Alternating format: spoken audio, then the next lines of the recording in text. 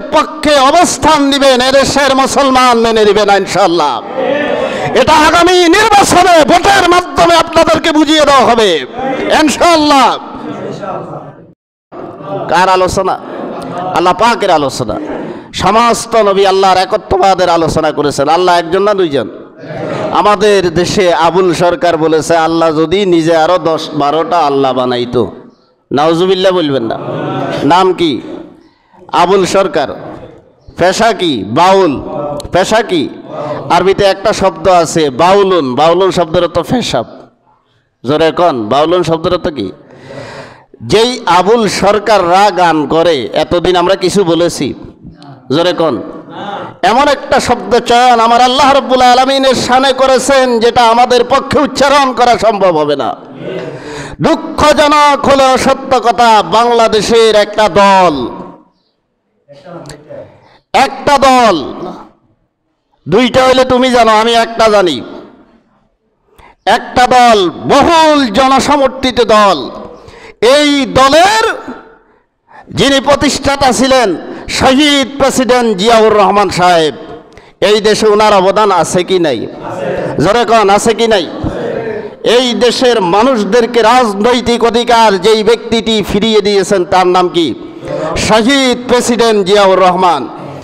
স্পষ্ট ঘোষণা করতে চাই, এই দলের কর্মী হয়ে মহাসচিবের দায়িত্ব পেয়ে বাবুলদের পক্ষে অবস্থান দিবেন, এদেশের মুসলমান মেনে নেবে না ইনশাআল্লাহ। এটা আগামী নির্বাচনে ভোটের মাধ্যমে আপনাদেরকে বুঝিয়ে দেওয়া হবে ইনশাআল্লাহ। আপনি বাউলের পক্ষে অবস্থান দিয়েছেন, কোন দলের মহাসচিব? আপনাকে এটা মাথায় রাখতে হবে। এই দলটা কার? যেই ব্যক্তি এদেশের মানুষের জন্য খাল খনন করার ক্ষেত্রে মাটিকে মাথায় নিয়েছেন, সেই দলের মহাসচিব আপনি। খবরদার সাউন্ডকে লো করেন, তাহলে এই দেশের তাওহীদি জনতা ভোটের মাধ্যমে আপনাদেরকে এটার জবাব দিয়ে দিবেন ইনশাআল্লাহ।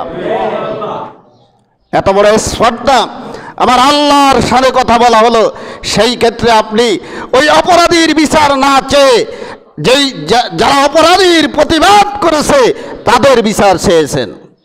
এদেশের মানুষ এগুলো ভুলে যাবে না ইনশাআল্লাহ।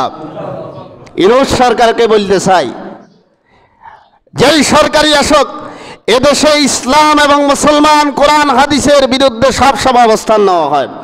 সরকাররা যারা ইসলাম কোরআন হাদিসের বিরুদ্ধে অবস্থান নেয় তাদের পক্ষে অবস্থান নেয়। কথা ঠিক কিনা? ওদের কণ্ঠকে রুদ্ধ করে দেন, বলার সময় শালীনতার সাথে বলা হোক। আমরা ওদের বিরোধিতা করতেছি না। ওদের যদি ব্যতিক্রম হয় আপনারা শহর থেকে গ্রেপ্তার করেন, যাতে করে তাওহীদি জনতায় তার প্রতিবাদ না করা লাগে। এটা করবেন না। যখন প্রতিবাদ করে তখন আপনাদের শরীরে গা উঠে যায়। চেয়ার এমনি পান নাই, 17 বছরের কথা মনে নাই? প্রতাপ অত্যন্ত অহংকারের সাথে রাষ্ট্র পরিচালনা করে পালিয়ে যেতে বাধ্য হয়েছে। ইসলাম, মুসলমান, কোরআন, সুন্নাহকে নিয়ে যারা কথা বলবে তাদেরকে এরকম পালিয়ে যেতে বাধ্য করবে দেশের তাওহীদি জনতা। সাবধান করে দিলাম। আল্লাহ পাক আমাদেরকে আমল করার তৌফিক দান করুক। আমাদের আলেমদেরকে ভয় দেখাইয়া কাম হবে না। আমরা নির্ভয়ে এখানে এসেছি, মরার জন্যই এসেছি। ইনশাআল্লাহ আমরা প্রস্তুত আছি।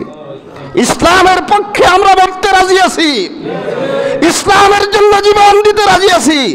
যেই দল, যেই মত ইসলাম এবং কোরআন হাদিসের বিপক্ষে কথা বলবে আমরা তাদেরকে বয়কট করতে রাজি আছি কিনা আল্লাহকে হাত উঠাইয়া রাখান।